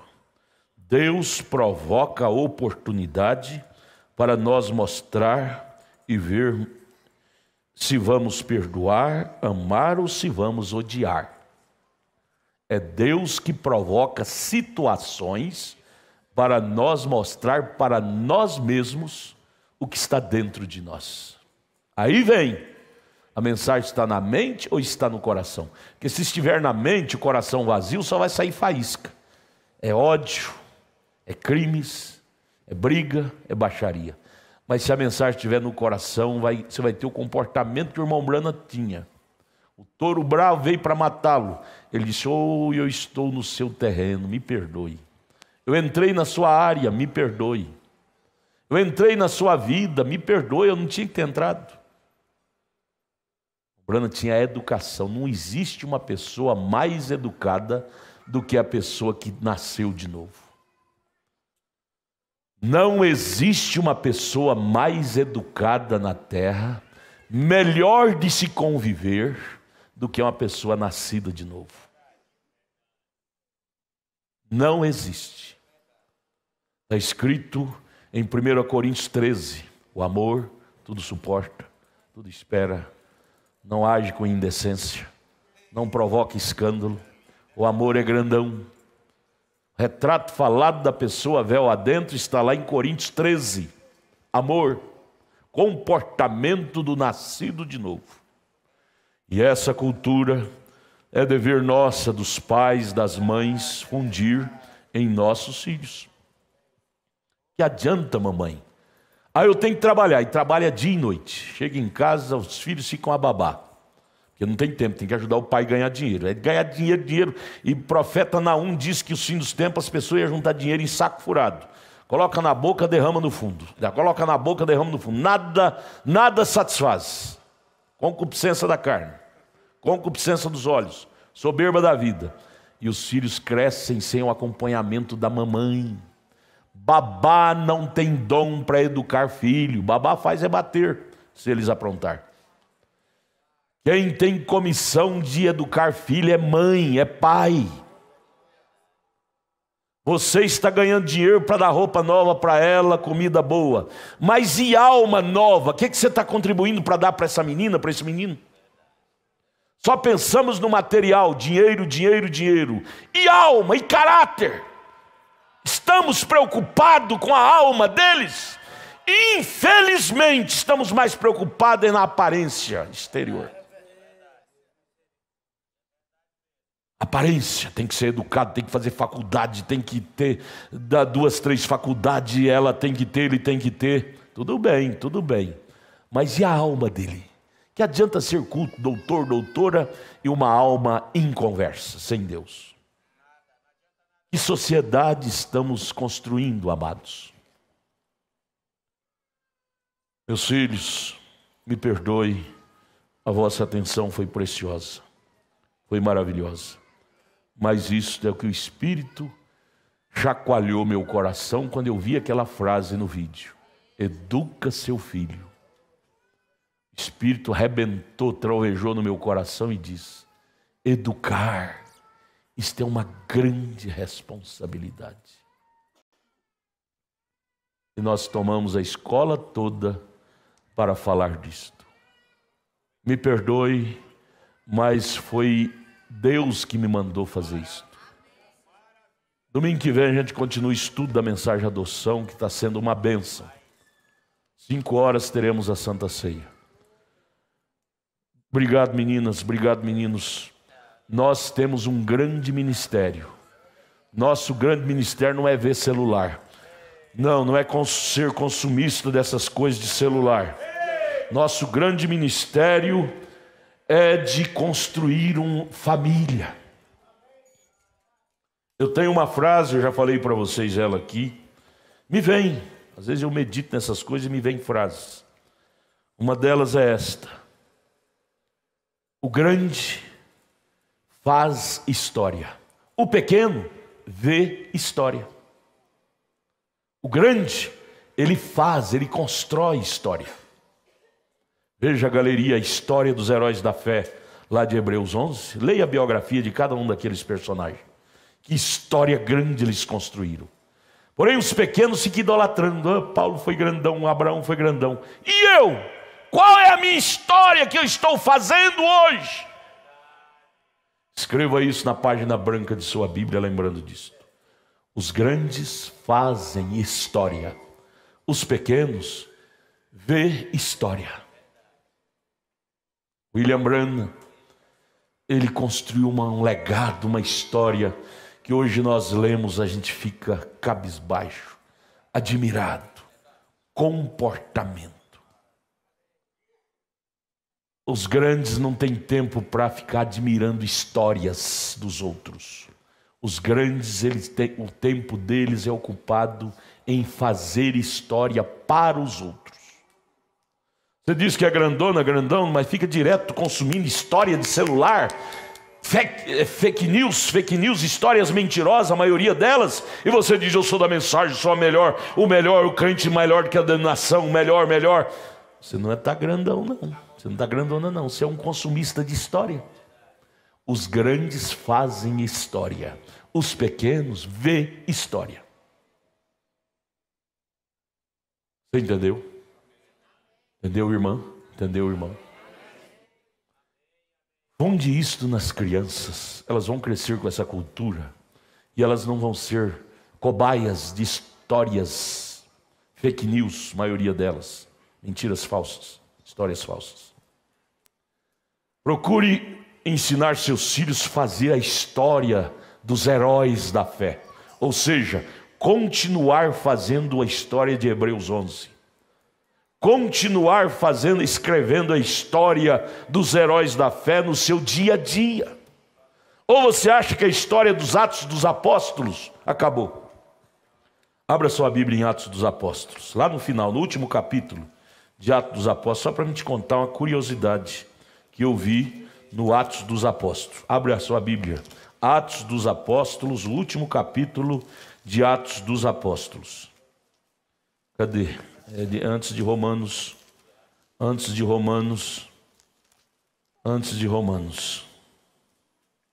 É versículo 31, capítulo 28, versículo 31. Qual é a curiosidade que eu achei aqui? Vamos ler o versículo 31. Pregando. Vocês encontraram Atos dos Apóstolos, todo mundo? Sim, amém? Verso 31 é o último versículo do livro de Atos dos Apóstolos. Pregando o reino de Deus e ensinando com toda a liberdade as coisas pertencentes ao Senhor Jesus Cristo, sem impedimento algum. Esse livro é um dos únicos livros do Novo Testamento que ele não termina. Todos os outros livros terminam. Quando fala amém é porque terminou. Esse livro não fala amém. Amém quer dizer terminou. Isso ficou como que em reticência. Para quê? Porque o Atos dos Apóstolos não terminou com os apóstolos. Eles continuam com a igreja. O livro de Atos é um dos únicos livros do Novo Testamento que não tem amém, encerramento. Ele continua. Com quem? Quem é na terra que tem estrutura espiritual, não física, espiritual, para continuar escrevendo Atos dos Apóstolos? Agora não é dos apóstolos, é da igreja, da noiva. Devemos ler isto, gente. Devemos ler isto. Prestar atenção nessas coisinhas. Não é só saber. É possuir. É ter. É cultivar. Vale mais do que saber. Às vezes você não sabe ler nem escrever, mas você possui o autor da vida em você. Aí eu poderia ir aqui. Me dê mais um minutinho que eu tenho que terminar isso aqui. Ainda sentado com os filhos. Assentado com os filhos e com as filhas. Aí você traz para ele esse outro ponto. Escolhendo uma noiva, parágrafo 84 até o 99.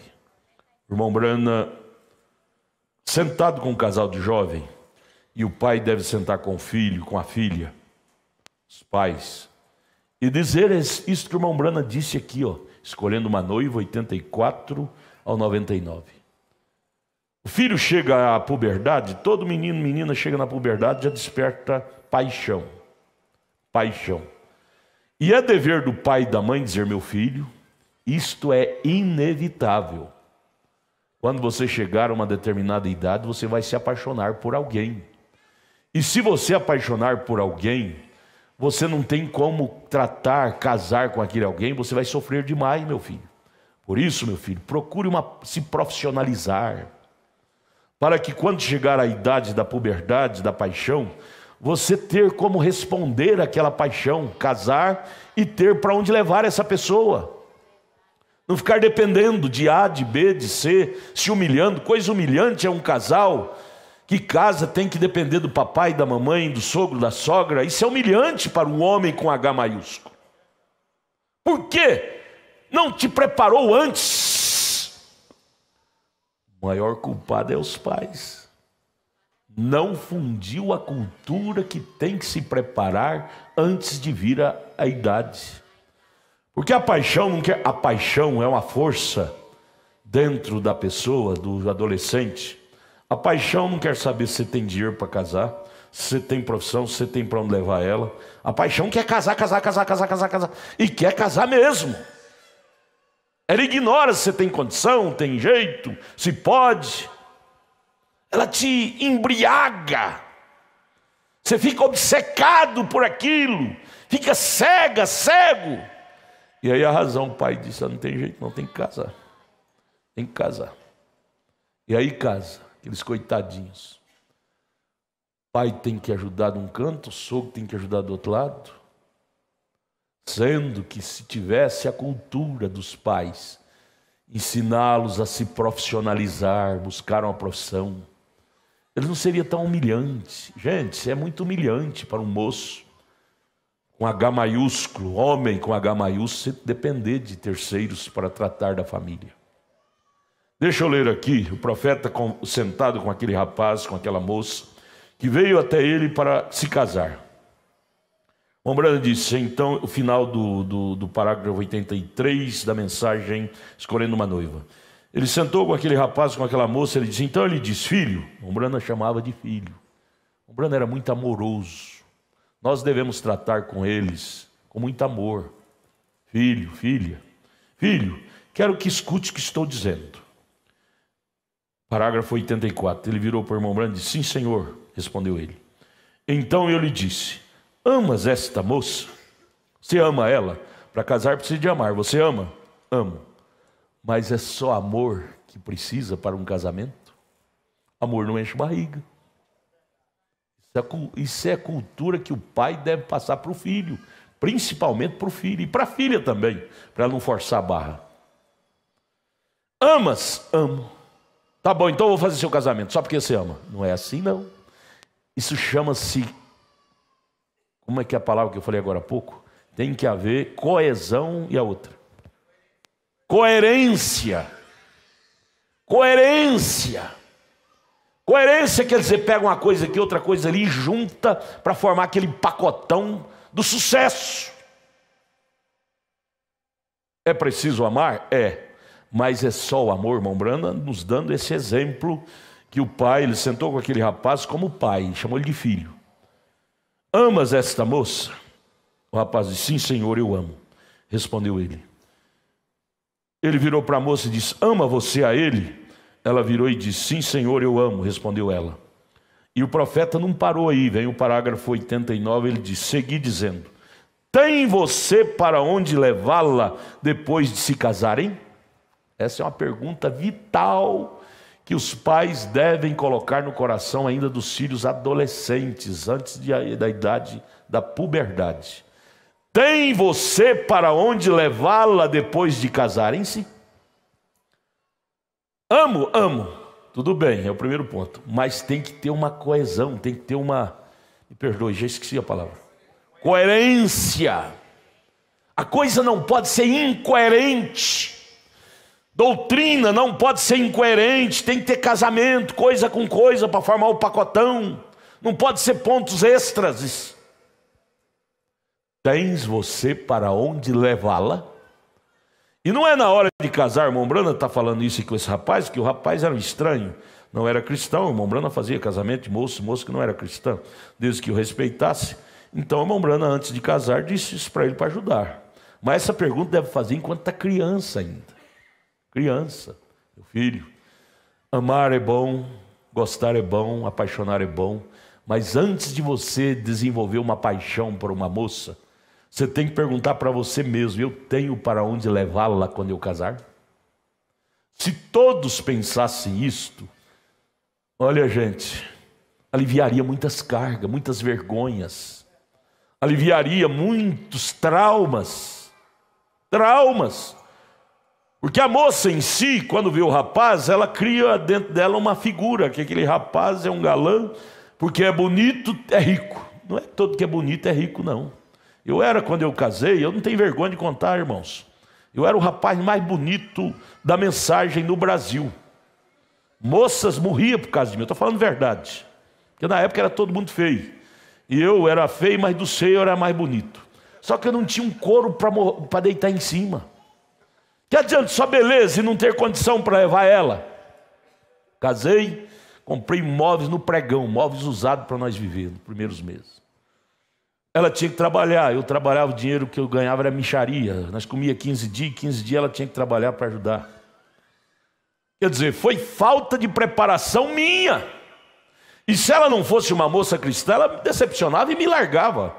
Um rapaz bonitão desse e não ter para onde me levar. Eu ganhava um bom salário no banco, mas depois o pastor Joaquim me chamou para trabalhar na igreja, vim ganhar menos da metade. Missão, a igreja é missão. E mesmo assim eu quis casar. Foi uma aventura, mas só que foi uma aventura que, se a moça não fosse cristã, ela me abandonaria. Moço bonitão, não tem como me tratar de mim, eu tenho que ajudar ele. Aí vem a pergunta, tem para onde levar essa moça? É uma pergunta que devemos fazer para nós, ensinar nossos filhos, fazer para eles. Porque a injeção tem que ser antes que venha a doença. Depois que vem a doença, a injeção às vezes não adianta mais. E a melhor injeção, a preventiva, é o ensinamento quando estão criança, crescer todo dia, a mesma matéria. Ah não, já falei isso, não precisa mais. Às vezes eu brinco com o irmão Samuel. Samuel, fala de novo. Ele diz, pastor, mas eu já falei. Eu falei, ó irmão, fala 1.000.000 de vezes, não tem problema não. Estamos construindo um povo para o céu. Paulo disse, não me canso de vos falar as mesmas coisas, que é segurança para vós. Nós cansamos de falar a mesma coisa para o filho. Ah, já te falei, você não põe atenção, agora vai apanhar, já te falei. Gente, que estupidez, o filho vai ficar com medo de você. Você não erra também? O governo já deu as leis, você não erra, avança o trânsito. O fiscal já deu as leis, você avança, transgride os impostos. Não erra? Por que você quer castigar? Você não tem moral para condenar ninguém. A verdade das verdades, irmão, é que nenhum de nós, como humano, não temos moral para colocar ninguém no canto da parede. Nós não erramos numa coisa, mas erramos em outra. Todos nós precisamos do socorro de Deus, da graça de Deus. E agora, porque não temos moral, vamos ficar calados? Não, é hora de ensinar para produzir uma nação forte. A nação é os nossos rebentos, é nosso filho, é a nossa família, é a sociedade celestial que estamos criando. Aí vem o presidente do México, virou para o arcebispo e disse: você faz 200 anos que está trabalhando com esse povo mexicano e ainda eles são ignorantes? O que você está fazendo com eles? Você bate no filho e diz: menino é ignorante. Aí se alguém viesse, o presidente do México viesse conversar com você, você é pai dele há quantos anos e ainda ele é ignorante, a culpa é sua, pai. Pastor disse: a igreja é ignorante. Vem, vamos trazer o presidente do México. Pastor, quantos anos você está trabalhando com essa igreja? Ela ainda é ignorante? Peso de responsabilidade. Devemos refletir essas coisas. A minha família é ignorante. Quantos anos você convive com essa família? Ela é ignorante. O que você está fazendo com ela? Responsabilidade naquilo que estamos trabalhando, nosso lar, nossa igreja. Esta é a sociedade do amanhã. Sociedade do milênio é essa aqui. Sociedade da terra prometida é esta aqui. Que sociedade vamos levar para o milênio? Sociedade aleivosa, que odeia, que bate, que mata. Esta é a sociedade do inferno. Nós não estamos construindo um povo para o inferno, estamos construindo um povo ao céu.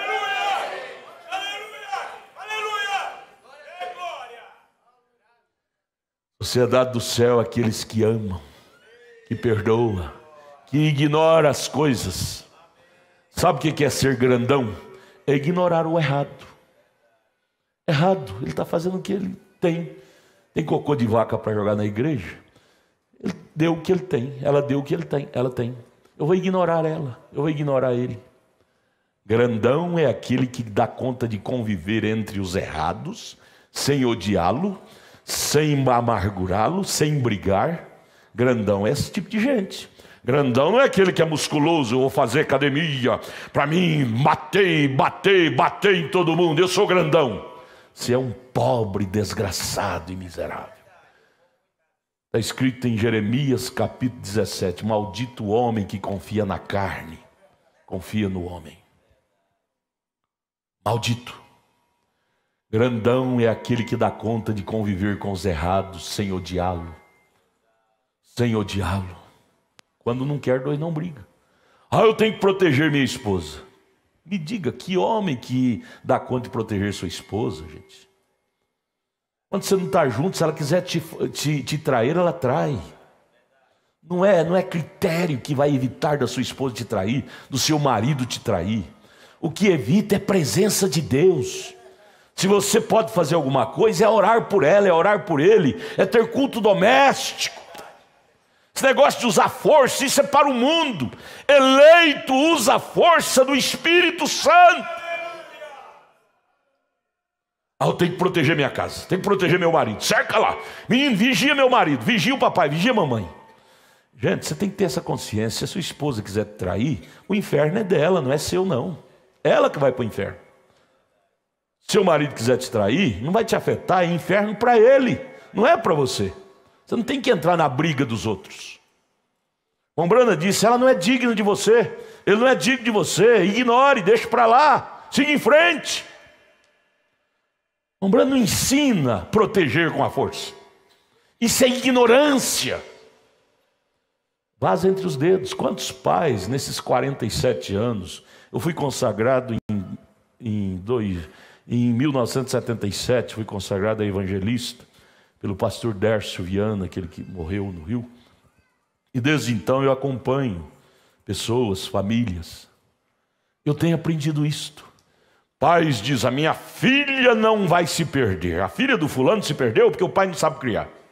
Depois Deus permite ocasião para a filha se perder, para desmascarar o pai, para ele mostrar para ele que ele não é bom para nada. Bravão, quanto mais bravo, mais eles escapam entre os dedos. Se você não for amigo da filha, ela revolta contra você, escapa entre os dedos. Daí que vai mais cedo. Aí que ele vai mais cedo. A maneira de segurar filho é sendo amigo.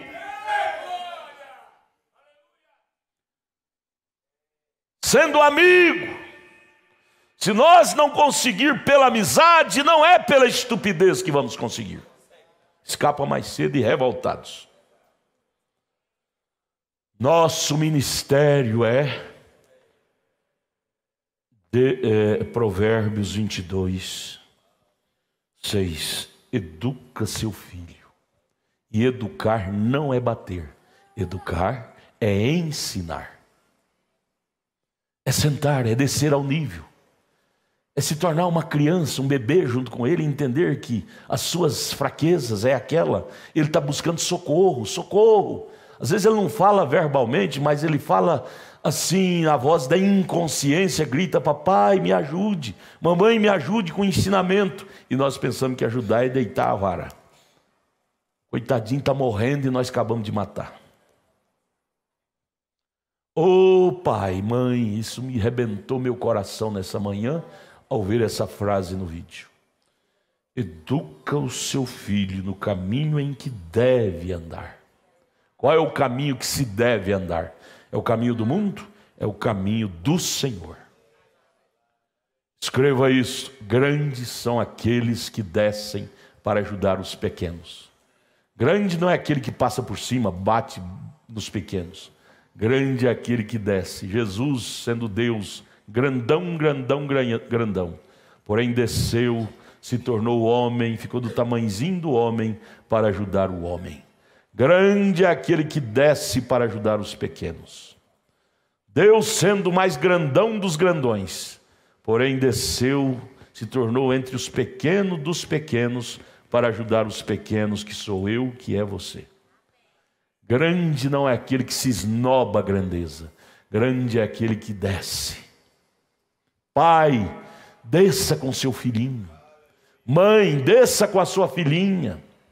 Não para esmurrá-la, não para brigá-la, mas para instruí-la, ensiná-la. Tens você para onde levar essa moça? Eu amo. Tu amas? Amo. Só que essa não encerra o assunto só com essa resposta, não. Tem que haver uma sincronização, coerência. Amor e condição. Os dois têm que bater juntos. Amor e condição material. Você ainda é humano. O humano não vive só de amor. Vive de comer, vestir, calçar. Amo demais. Mas tem você para onde levar ela? Se tem, aí o rapaz disse: tem. Ele disse: então casa. Ele tinha lá uma carroceria velha, mas era a casa.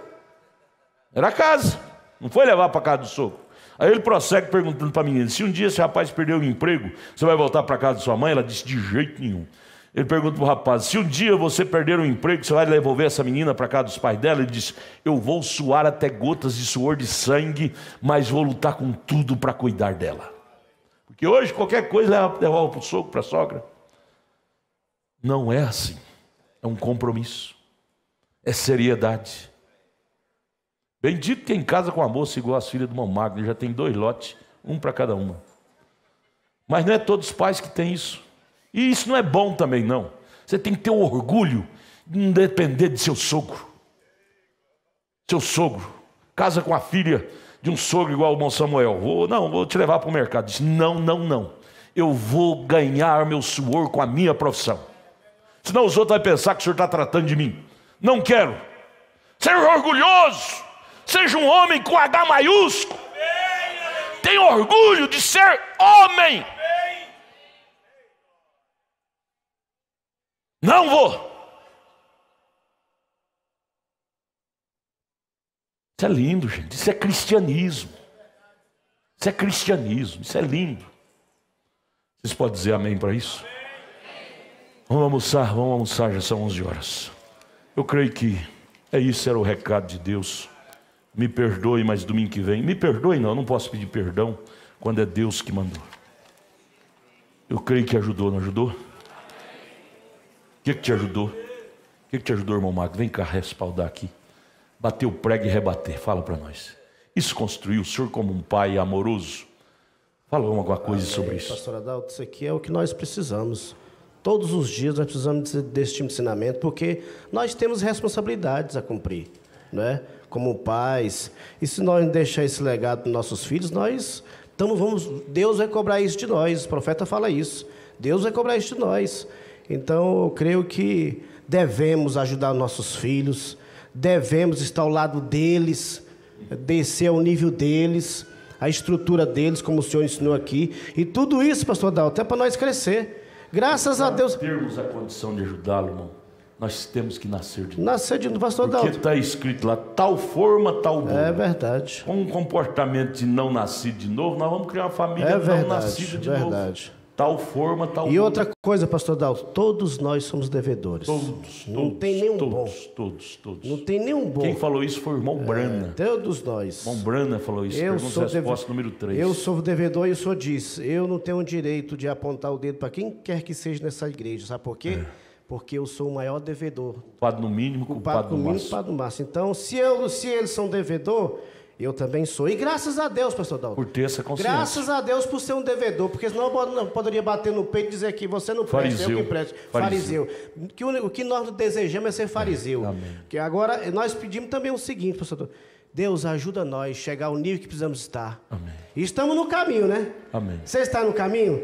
Nós estamos no caminho. Nós não somos o que devemos ser. Mas tem uma coisa, nós também não somos quem era antes. Mas tem uma coisa, nós vamos atingir até chegar ao final. O importante não é só estar no caminho, é ter ensinamento como prosseguir nesse caminho sem nos embaraçar. E outra coisa, pastor Dalton, e buscar isso que foi ensinado hoje de corpo e alma.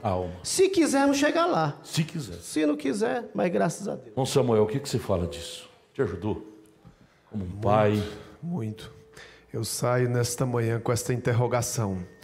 Há quantos anos eu sou um pai de família e minha família ainda é ignorante? O problema não está na minha família, o problema está em mim, que estou educando, que estou ensinando.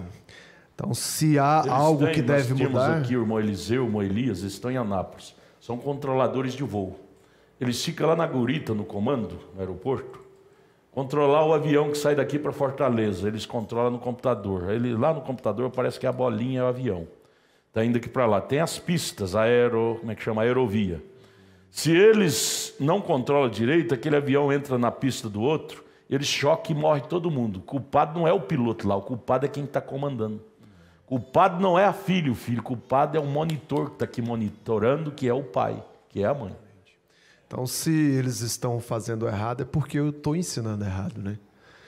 Às vezes... Ensinar não é só com palavra, é com exemplo. Com exemplo. E às vezes, pastor Adalto, é a forma que você está ensinando. Muda a forma, que às vezes melhora, né?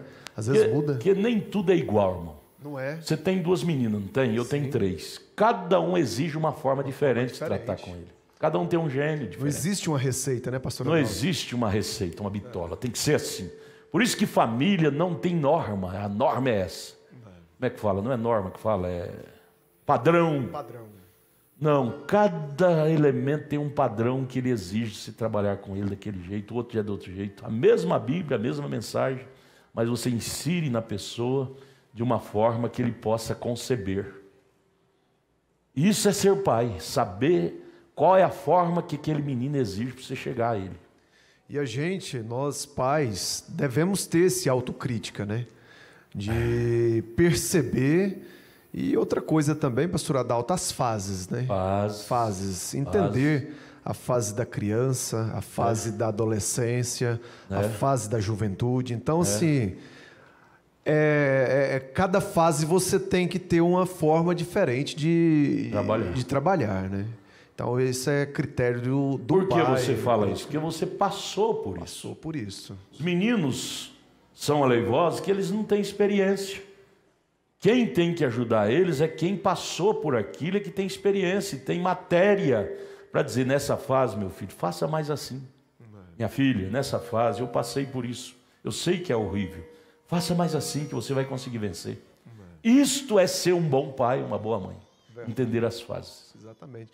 E se a gente se colocar no lugar, pastor Adalto, a gente vai entender que não é que toda criança gosta de apanhar, mas a fase da criança, por exemplo, ela entende porque ela está apanhando, e às vezes não entende. Mas chega um momento da fase da adolescência, por exemplo, a gente vai lembrar quando a gente era adolescente, nós não queríamos apanhar mais. Não. Nós queremos que o pai senta, que conversa, que explica, que... E, no entanto, apanhava. Né? Então, é a gente voltar lá atrás, aonde nós éramos, e entender também o filho, a filha, e ensinar ele numa maneira... Hoje... Por exemplo, você errou contra mim. Você gostaria de me ver te acusando, te pinchando? Como que você gostaria que eu agisse com você? Com amor, com carinho, sentasse, dialogasse, conversasse sobre o assunto. Vir na pessoa. Vir na pessoa, não é? Vir na pessoa e assim, o que queremos conosco, vamos fazer com os outros. Que Deus nos ajude, amados. Que Deus nos batize com essa consciência. Todos nós somos devedores. Somos devedores. Vamos orar, vamos ficar de pé. 5 horas tem mais. Amém. Vamos dizer graças a Deus. Senhor Jesus e Pai, o Senhor é tão grande, Pai. Esta é a grandeza do Senhor para conosco, Pai. Nós entendemos a nossa pequenez. Nós sabemos que nós somos pequenos, Pai. E o Senhor assentou conosco nesta manhã, nos ensinando. Ó Deus, se nós abrirmos os nossos olhos espirituais, nós vamos ver, Pai, que isto é o Espírito Santo, isto é Deus cuidando de nós, cuidando das nossas famílias, Pai, cuidando dos nossos filhos. E nesta manhã, Pai, nós podemos dizer graças a Deus por termos isto, Senhor, por estarmos neste lugar. O anjo do Senhor tem ministrado a nós, que possamos sair deste lugar com os nossos corações agradecidos e voltarmos à tarde, ó Pai. Ó Deus, que o Senhor esteja conosco, Pai, no decorrer deste dia, nas reuniões que virá a seguir, Pai. Nós te pedimos e te agradecemos no nome do Senhor Jesus Cristo. Amém, Jesus, amém.